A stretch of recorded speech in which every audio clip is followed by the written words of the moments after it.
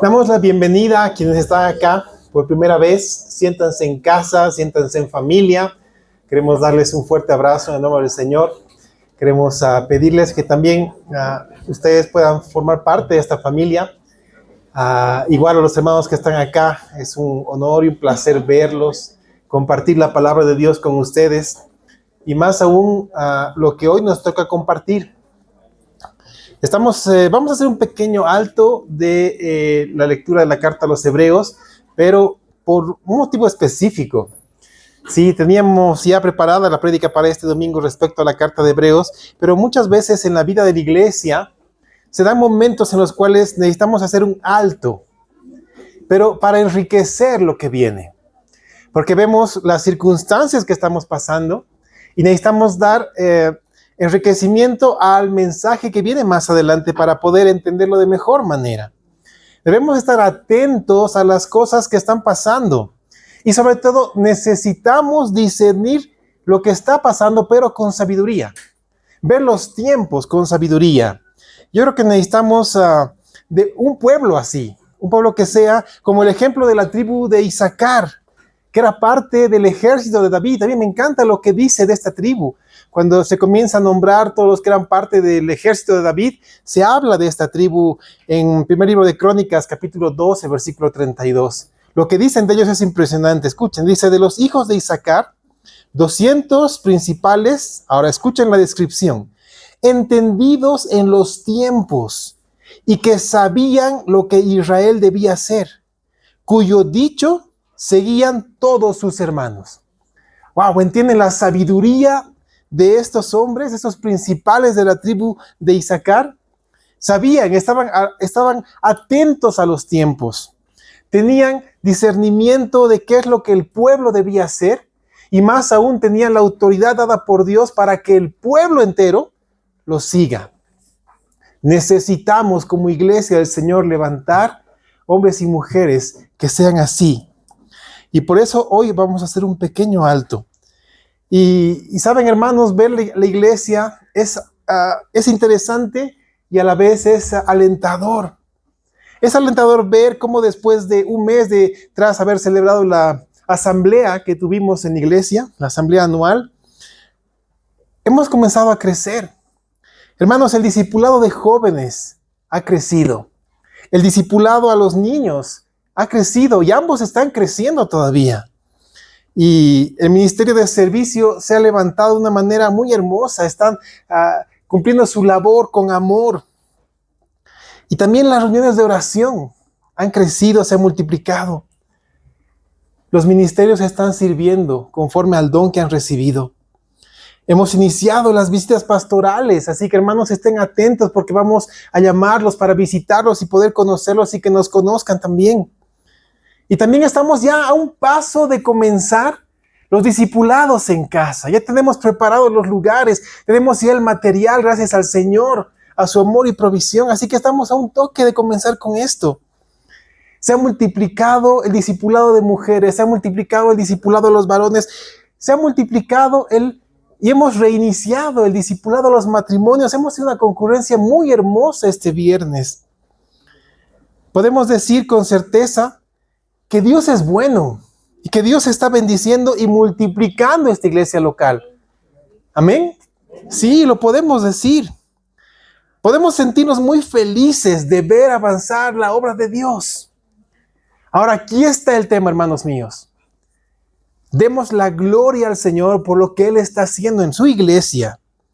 Pero también debemos estar atentos, muy atentos, porque hay alguien que está incómodo con lo que está sucediendo, con lo que está pasando en la iglesia. ¿Saben quién es? Satanás. Él está incómodo cuando se predica la palabra de Dios. Porque cuando nos convertimos en una herramienta que va en contra del reino de las tinieblas, pues Satanás no quiere que esto avance. Y si nosotros bajamos la guardia, hermanos, dejamos de hacer lo que nos corresponde, no solamente como iglesia, porque tenemos una labor como un cuerpo, como iglesia, Tenemos que seguir haciendo lo que nos corresponde, predicar la palabra de Dios con denuedo a tiempo y fuera de tiempo, pero también tenemos una labor individual. Cada uno de ustedes tiene una labor que Dios ha puesto sobre sus hombros. Y hermanos, debemos estar atentos para cumplir esto, porque con toda seguridad Satanás nos va a tentar. Él va a procurar engañarnos, incluso a los escogidos, como dice la palabra. Así que necesitamos estar atentos. No podemos bajar la guardia, menos ahora. Tras ver lo que Dios está haciendo, no podemos bajar la guardia. No podemos dejar puertas abiertas al enemigo de nuestras vidas. Sería un craso error relajarnos. Más bien debemos estar atentos, como en el tiempo de la reconstrucción del muro, cuando el pueblo de Israel volvió hasta Jerusalén. Ellos volvieron a levantar el muro, pues con la espada en un costado y con las herramientas en la mano. Si la iglesia donde el Señor te ha plantado, esta nuestra casa, ahora está siendo edificada por Cristo y lo está haciendo en el poder del Espíritu Santo y lo está haciendo para la gloria del Padre, creemos y entendemos que como creyentes tenemos una responsabilidad y esa responsabilidad es doble. Así que atentos, mis hermanos. Tenemos una responsabilidad para con nuestros hermanos y con nosotros mismos. Tú tienes una responsabilidad contigo mismo delante de Dios y tienes una responsabilidad para con tus hermanos. Y ese es mi propósito para hoy, que podamos conocer esto, de qué estamos hablando. ¿Qué tienes que hacer tú como creyente contigo mismo y con tus hermanos? ¿Cuál es tu labor?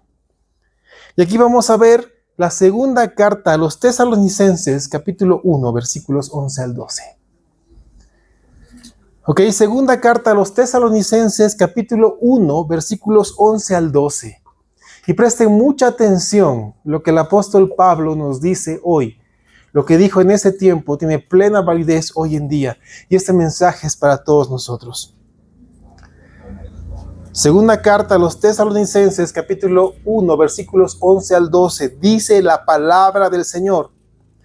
Por lo cual, asimismo, oramos siempre por vosotros, para que nuestro Dios os tenga por dignos de su llamamiento, y cumpla todo propósito de bondad y toda obra de fe con su poder, para que el nombre de nuestro Señor Jesucristo sea glorificado en vosotros y nosotros en él, por la gracia de nuestro Dios y del Señor Jesucristo. Hermanos, debemos estar atentos a la voz de Dios durante este tiempo. Necesitamos recordar y quiero traer a memoria 2 episodios desde el primer domingo que tuvimos este año hasta estos últimos días.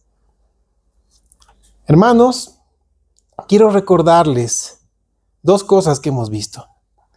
Primero, Proverbios 29:18. Y a través de este proverbio veíamos que sin profecía el pueblo se desenfrena. Y entendimos perfectamente qué quiere decir esto.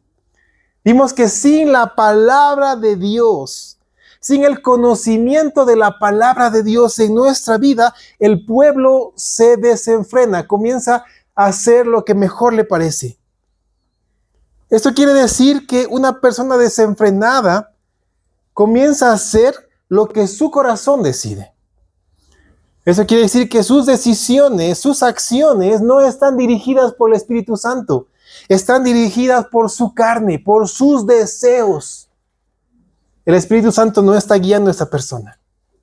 Y entendimos la necesidad de que la palabra de Dios gobierne nuestro corazón para que las decisiones y acciones que tengamos sean las correctas y las que honren a Dios y las que nos den bendición. Cuando la Biblia no está presente en el día a día del creyente, de manera cotidiana, no hay nada que contenga la maldad de su corazón carnal. ¿Se dan cuenta, hermanos? Es la palabra de Dios que el Espíritu Santo nos dio, que sopló vida en ella, la que pone un freno en nuestro corazón para que nosotros hagamos la voluntad de Dios. Lo segundo que aprendimos lo vimos en Números, capítulo 14, versículos 1 al 2, y lo hicimos durante el tiempo del discipulado antes de las prédicas. Y este pasaje es hermoso porque Números 14, 1 al 2 nos dice: entonces toda la congregación gritó y dio voces, y el pueblo lloró aquella noche, y se quejaron contra Moisés y contra Aarón todos los hijos de Israel, y les dijo toda la multitud, escuchen, ojalá muriéramos en la tierra de Egipto, o en este desierto, ojalá muriéramos. Poco más adelante en el verso 14 dicen, y decían el uno al otro, designemos un capitán y volvamos a Egipto. Y en el versículo 10 dice, entonces toda la multitud habló de apedrearlos. Fue el episodio en el cual el pueblo de Israel llegó a la frontera para tomar la tierra prometida. Enviaron a 12 espías, 10 volvieron con un informe negativo y 2 volvieron con un informe positivo, creyéndole a Dios. Pero el resultado fue que el pueblo escuchó más a los que no creyeron a Dios y cayeron en todo esto. La congregación gritó y dio voces y lloró toda la noche.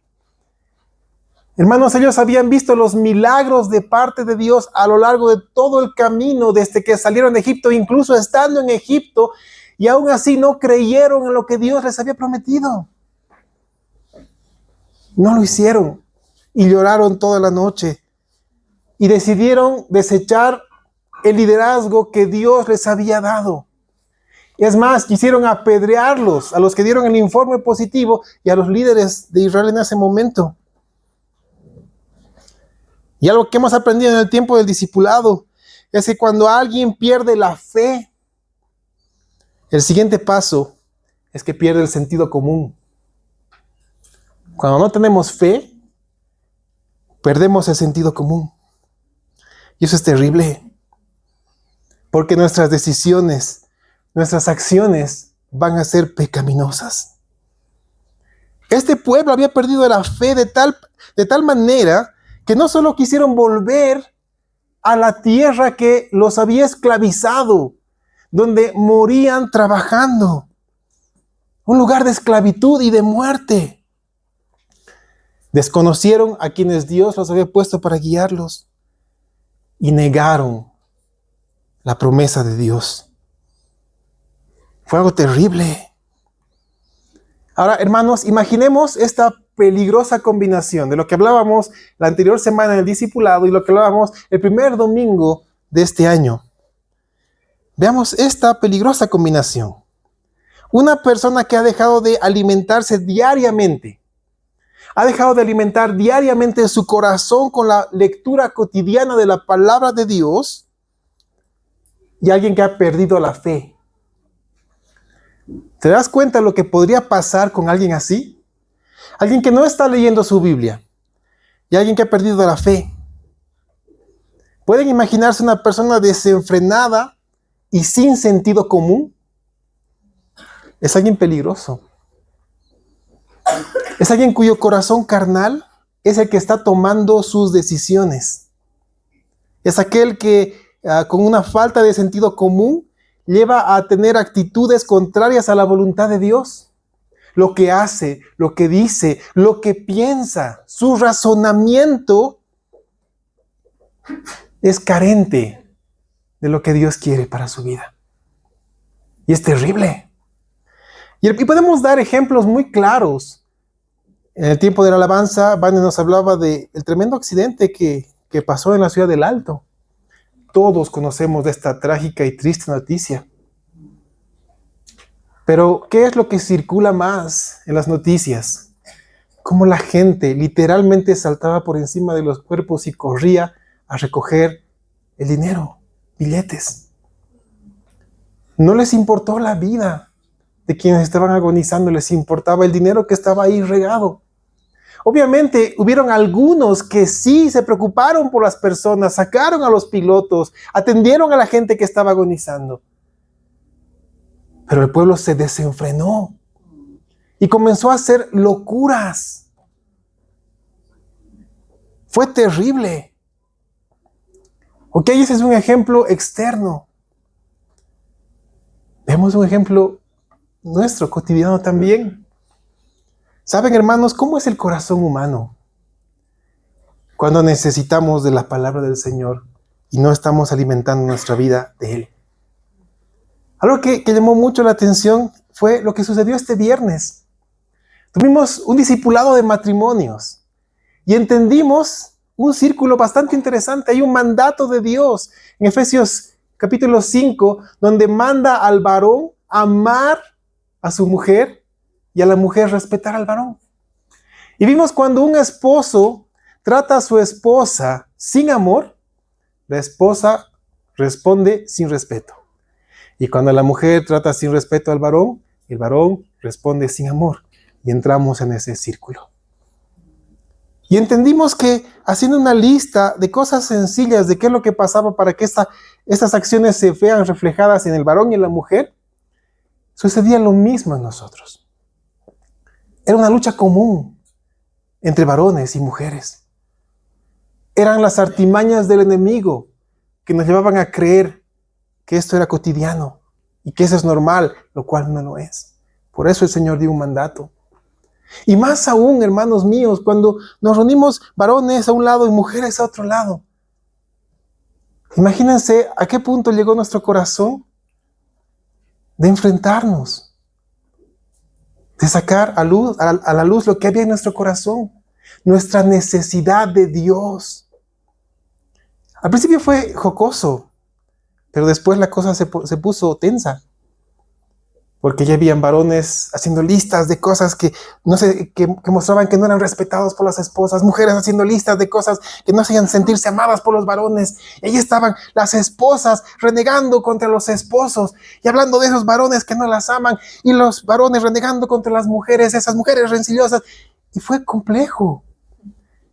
Y cuando nos llevó eso a ver qué es lo que la palabra de Dios dice de todas esas circunstancias, nuestro corazón, ¿qué hizo? Buscó acusar. Es decir, mal utilizar la palabra de Dios para acusar a las personas. Imagínense si hubiéramos traído a memoria ese momento los salmos imprecatorios. No sé si los conocen, los que le pedimos a Dios que estrelle a las personas contra las peñas y rompa sus muelas. Ahí imagínense a las mujeres o a los esposos hablando así. No, hermanos. Hasta que hubo un momento en el cual fuimos llamados a cordura, a que la palabra de Dios es nuestro bálsamo, nuestra guía, y necesitamos de ella para sanar ese corazón angustiado. ¿Saben? Estas circunstancias, ¿qué muestran? Nuestra necesidad de Cristo, nuestra necesidad de su palabra para no desenfrenarnos.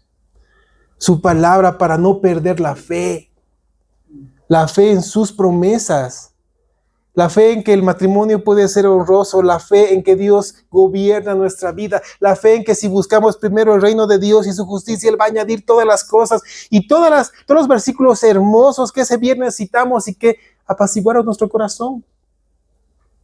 ¿Se dan cuenta, hermanos, cuánto necesitamos de la palabra de Dios? Algo que a mí me sorprende y me llena de tristeza es que muchas veces conozco a hermanos y hermanas que me dicen que son años creyentes, años, pero su vida no refleja eso. Su vida no refleja de alguien que ha caminado 10, 15, 20 años con el Señor. Su vida refleja a alguien que tiene amargura en su corazón. Y eso es fruto de habernos alejado de la palabra de Dios. Un punto más para reconocer nuestra necesidad de predicar la palabra de Dios a tiempo y fuera de tiempo. Un motivo más para que nosotros sigamos insistiéndoles a ustedes que abran sus Biblias todos los días y llenen su corazón con ella. Un motivo más para que entendamos por qué el Señor nos pide que llenemos el corazón. Porque cuando estamos en diversas circunstancias, Él trae a memoria de lo que hay en nuestro corazón, de lo que hemos llenado con la palabra de Dios. Pero si no lo estamos haciendo, si nos hemos desenfrenado, si hemos perdido la fe, no vamos a actuar con cordura, no vamos a actuar con sentido común. Por eso es importante nuestra responsabilidad. Les leo nuevamente cómo arranca el pasaje que estamos leyendo. Segunda Tesalonicenses capítulo 1, versículos 11, la primera parte del versículo 11. Por lo cual asimismo oramos siempre por vosotros. Está bien que esperemos oración de los demás por nosotros. Está bien. Pero también debemos orar por nuestros hermanos. Hemos puesto en la mesa pedidos de oración. Y es muy bueno que los hermanos escriban sus pedidos de oración para que oremos unos por otros. Unos por otros. Porque así como vamos a orar por ti, te pedimos, y la palabra pide, que tú ores por nosotros. Debemos hacerlo. Pues puede parecer redundante decir que debemos orar unos por otros. Pero hoy, hermanos, quiero darles un propósito muy claro para su oración. Porque es fácil decirles, muy bien, oren unos por otros y decir, ok, ¿por qué voy a orar? Porque le vaya bien al hermano, porque tenga salud, porque tenga trabajo. Está bien. Pero hoy vamos a entender un propósito más claro que la palabra enseña, por lo cual tú debes orar por ti y por tus hermanos. Nuestra oración debe ir orientada hacia nuestro Padre Dios en favor de nuestros hermanos y de nosotros mismos con un propósito que hoy vamos a entender. Eso quiere decir que esposos, queridos hermanos, ustedes esposos, deben orar por sus esposas y por ustedes mismos. ¿Lo están haciendo? Esposo, ¿estás orando por tu esposa y por ti? Esposas, ¿ustedes están orando por sus esposos y por ustedes? Padres, ustedes deben orar por sus hijos y por ustedes mismos como papás. Hijos, ustedes deben orar por sus padres y por ustedes mismos como hijos.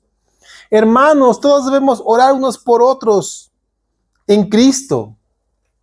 Y debemos orar por nosotros mismos. Ahora, aquí está la pregunta de este día. ¿Cuál es el propósito de nuestra oración? ¿Cómo vamos a orar por nuestro hermano? La segunda parte del versículo 11 da la respuesta. Y aquí está de manera clara. Escucha con atención. Para que nuestro Dios os tenga por dignos de su llamamiento. Para que Dios te tenga a ti por digno de su llamamiento.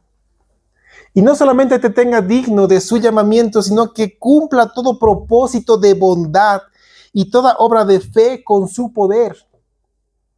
Tú encuentras un tremendo propósito aquí para la oración por tus hermanos y por ti.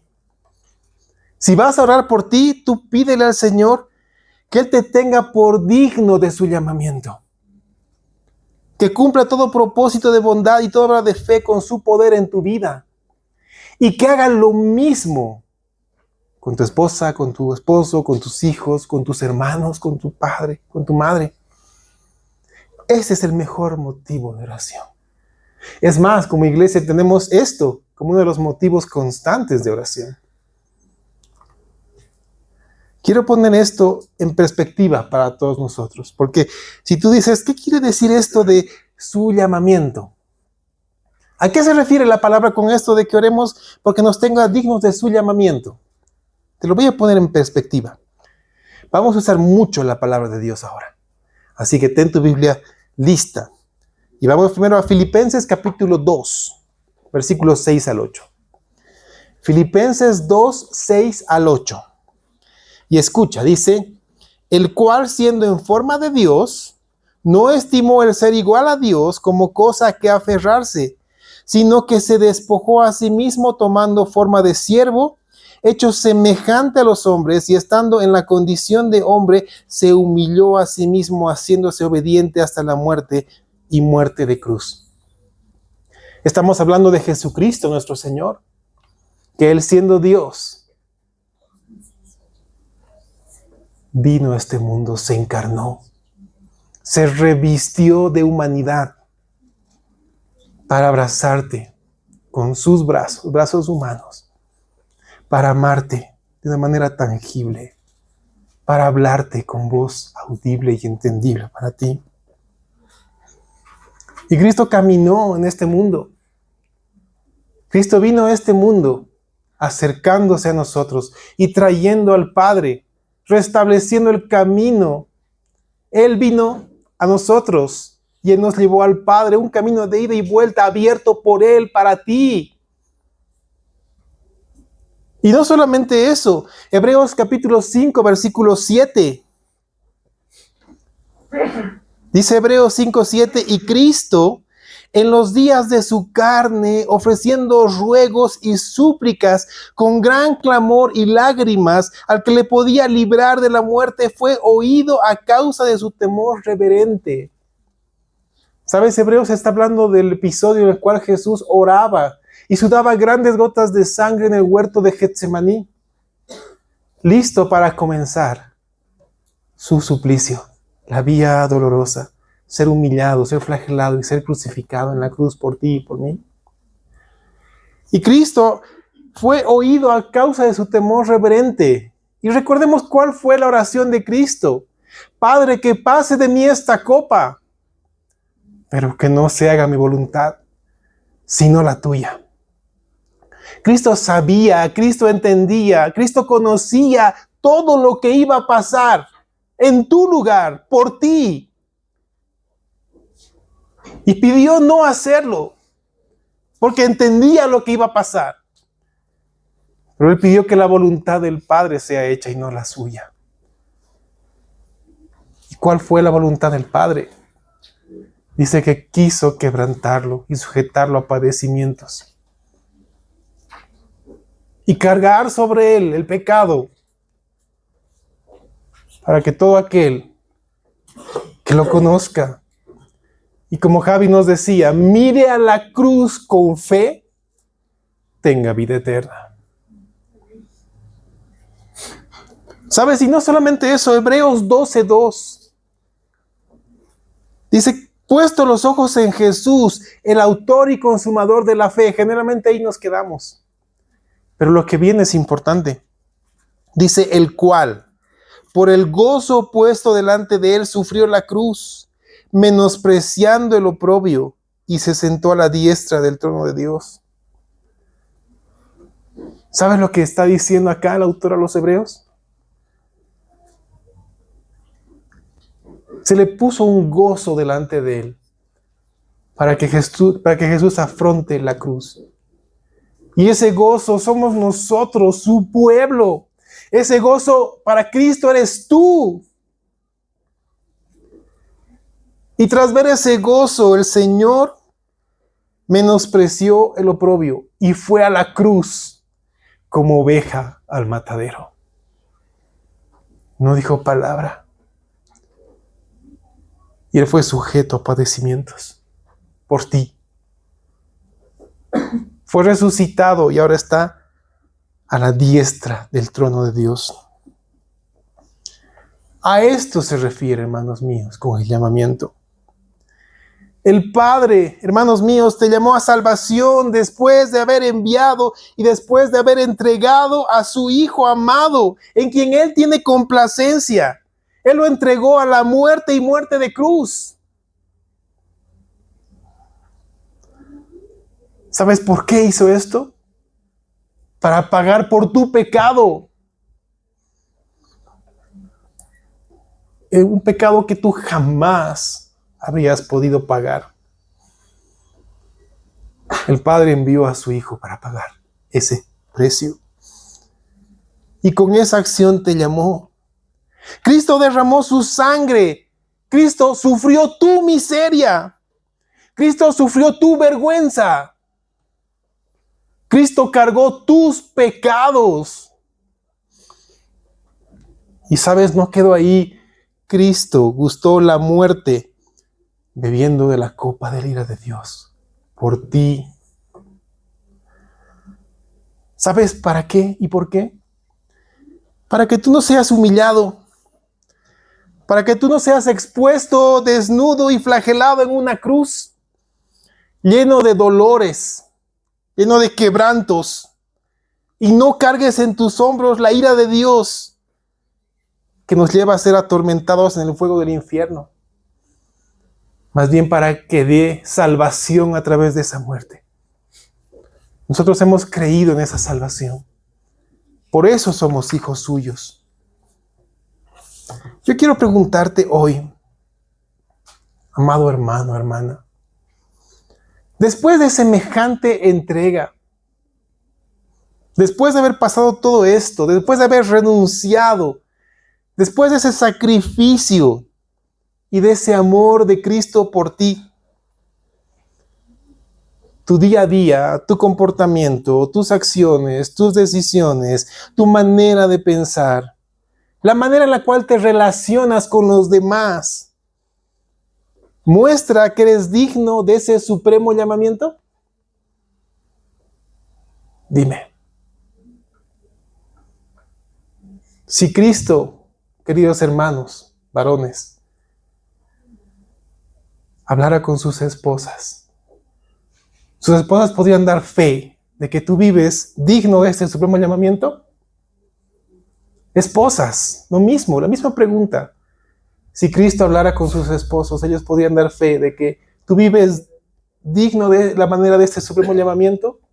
Padres, hijos, hermanos, la misma pregunta.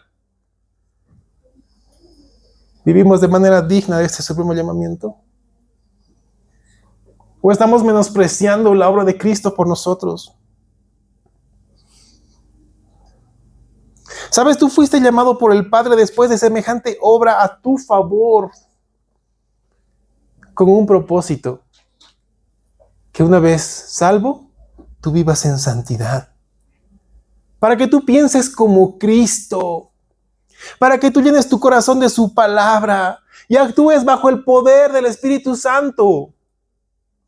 Para eso fuiste llamado. ¿Vives en santidad o vives en pecado? ¿Piensas como Cristo o piensas como cualquier carnal de este mundo?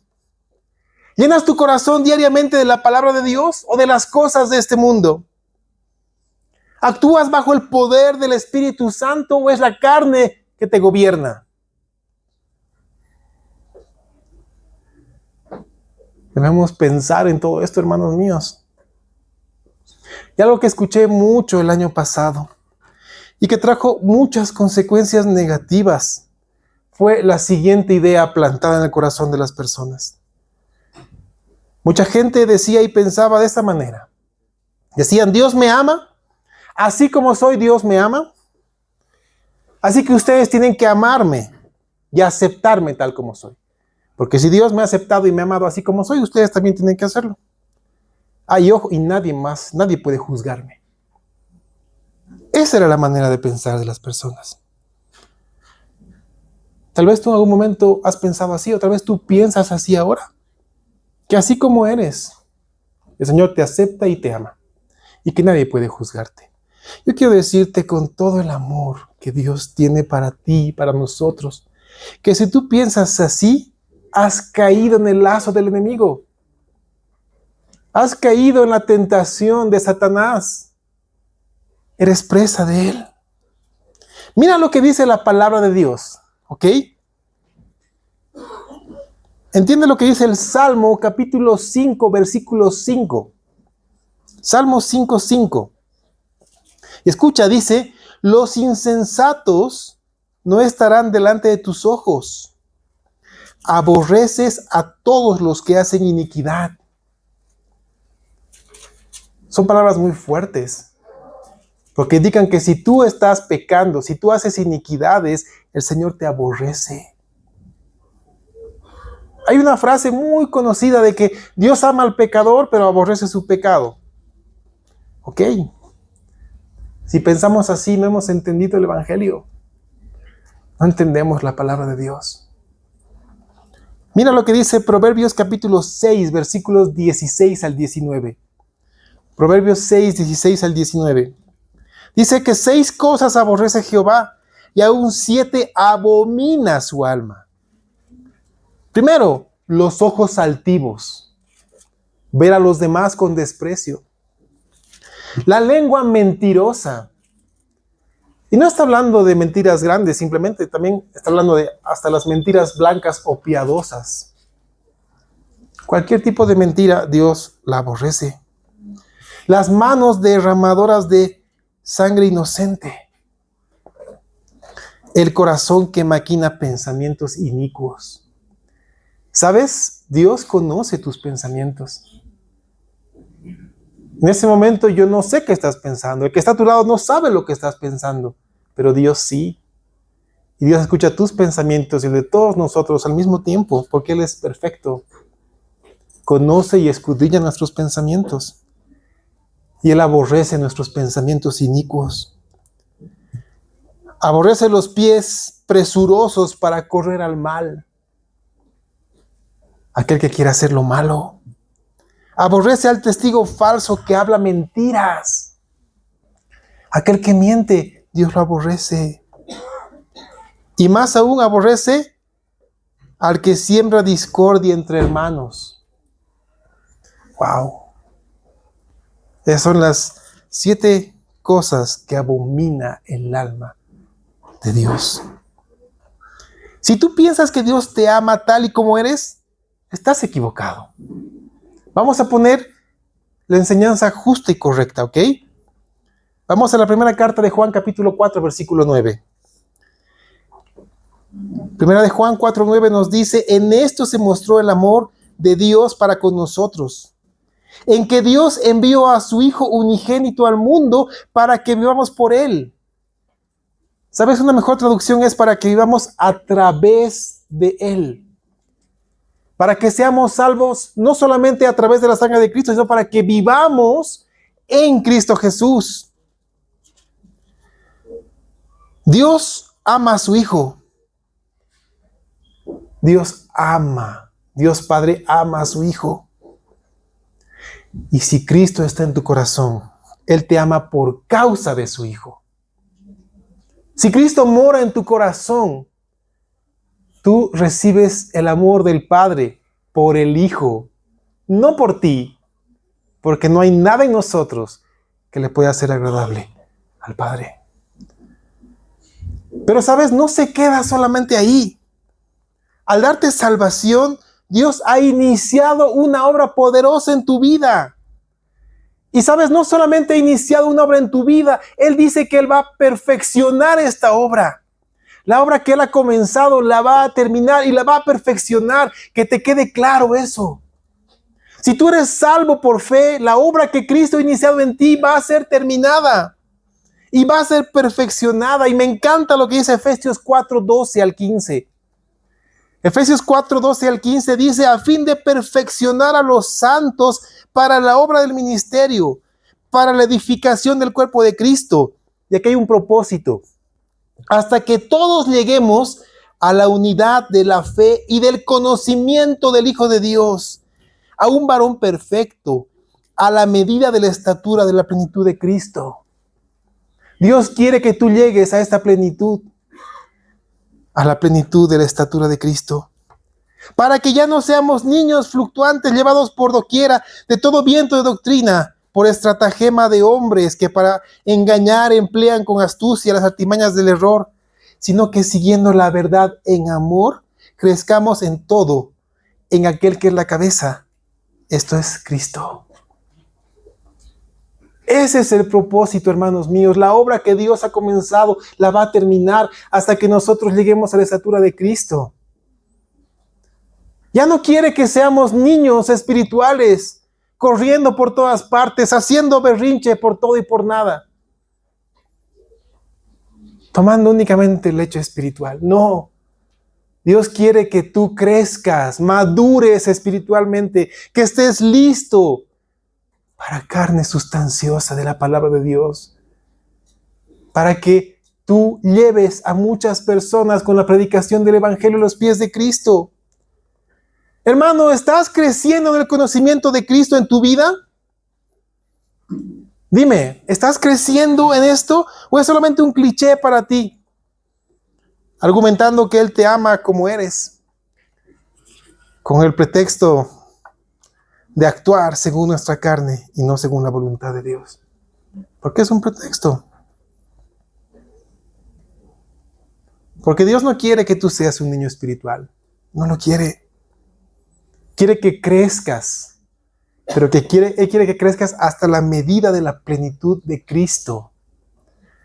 ¿Te das cuenta de ese reto tan hermoso? Y el Señor va a cumplir ese propósito en ti. Así que tampoco hay cabida en nuestra mente para el siguiente pensamiento. Tal vez alguna vez lo has tenido en cuenta. O tal vez vives de esta manera. ¿Escuchaste alguna vez a la gente que dice, yo soy así soy, nada ni nadie me va a cambiar? Es mi manera de ser y no va a cambiar por nada ni por nadie. Perdóname, pero debo preguntarte, ¿Cristo no es nadie para ti? ¿Cristo no es nadie para ti?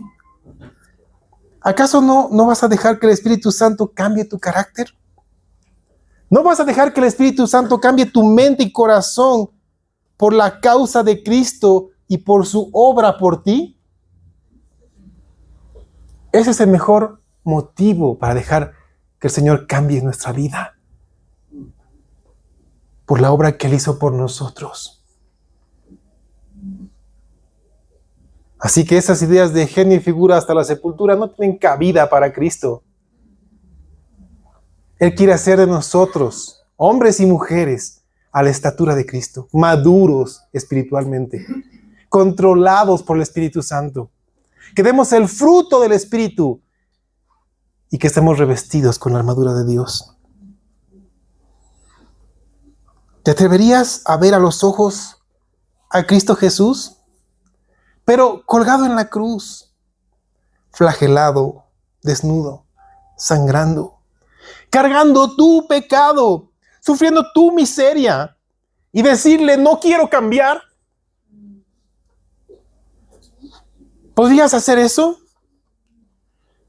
¿Podrías mirar a Cristo en esa situación y en ese estado y decirle, quiero seguir siendo como soy?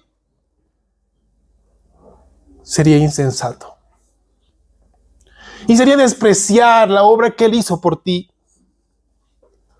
Y nuevamente te pregunto, hermano, hermana, ¿estás viviendo de manera que muestra que eres digno del supremo llamamiento y entrega de Cristo por ti? ¿Tu vida refleja eso? ¿Tu caminar, tu pensar, tu sentir, tu hablar refleja eso? Y sabes, hay un resultado. Porque hoy hemos aprendido cómo orar intencionalmente por nuestros hermanos, para que sean dignos de su nuevo llamamiento, para que la obra de Cristo culmine, sea eficaz y eficiente en nosotros, con un resultado, versículo 12, segunda Tesalonicenses capítulo 1, versículo 12. Dice, para que el nombre de nuestro Señor Jesucristo sea glorificado en vosotros y vosotros en Él, por la gracia de nuestro Dios y del Señor Jesucristo. Dime si este propósito no es hermoso. Que tú puedas darle la gloria a Dios y que Él se glorifique en ti. Que la gracia de nuestro Dios sea manifiesta en nosotros. Hermanos, si nuestra manera de vivir no está reflejando la gloria de Dios, si nuestro comportamiento no nos hace dignos de ese supremo llamamiento, estamos en serios problemas. Porque no estamos glorificando a Dios. Porque nuestro corazón está endurecido. Y esto se hace evidente. Se muestra en nuestra vida. ¿Y sabes algo que causa profundo dolor en el corazón de nuestro Padre? Son las personas que asisten domingo a domingo a la iglesia. Cantan, alaban, levantan sus manos, escuchan su palabra, pero su vida cotidiana no es digna de su supremo llamamiento. Si decimos que somos hijos de Dios, debemos vivir como hijos de Dios, ¿no es así? Y darle la gloria al Padre. Yo me pregunto, si Cristo lo dejó todo en la cruz por ti, por amor a nosotros, ¿cuán duro puede estar nuestro corazón para no morir a nosotros mismos por causa de Cristo?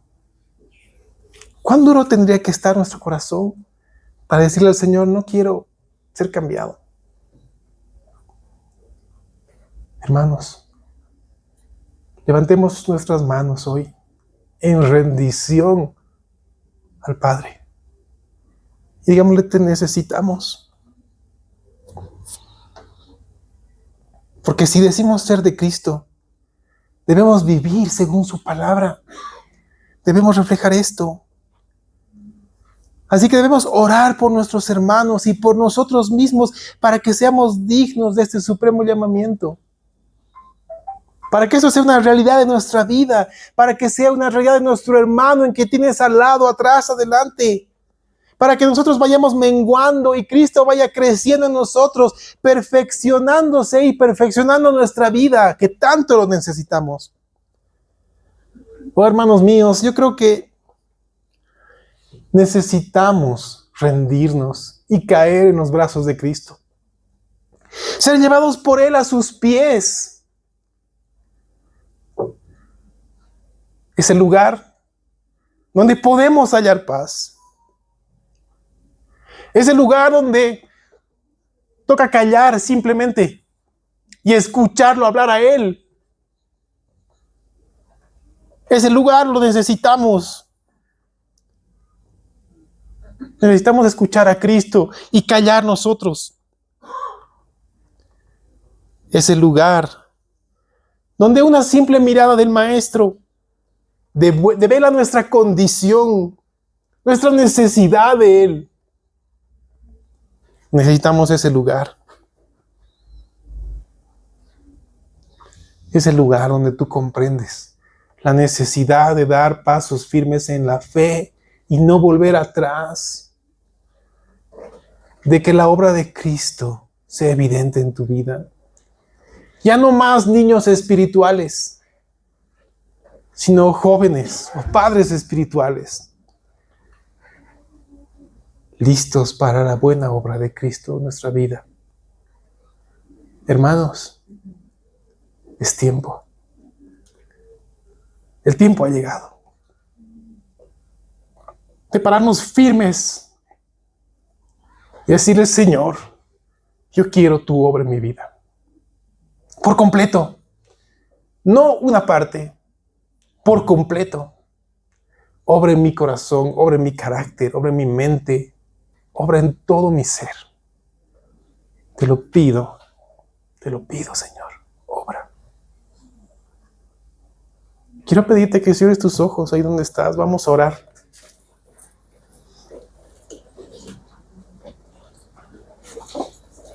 Quiero que pongas delante del Señor tus cargas.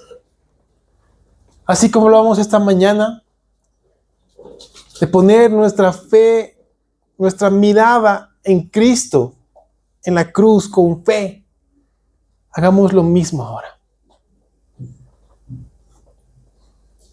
Dile, Padre, gracias por enviar a tu Hijo, nuestro Señor Jesucristo. Señor, hoy quiero levantar la mirada y ponerla en Él. Hoy quiero levantar la mirada, Señor, y callar. Quiero estar en ese lugar, Señor, en tus pies y guardar silencio y solamente escucharte a ti. Quiero ir hacia adelante, Señor, no quiero ir atrás. Padre, obra en nuestro corazón. Hazlo con poder. Por favor, Señor, necesitamos ser transformados por tu obra. Por favor, Señor, te lo rogamos. En el nombre de Jesús. Amén. Ponte de pie. Quiero pedirte que dispongas tu corazón para dejarlo por completo en las manos del Maestro.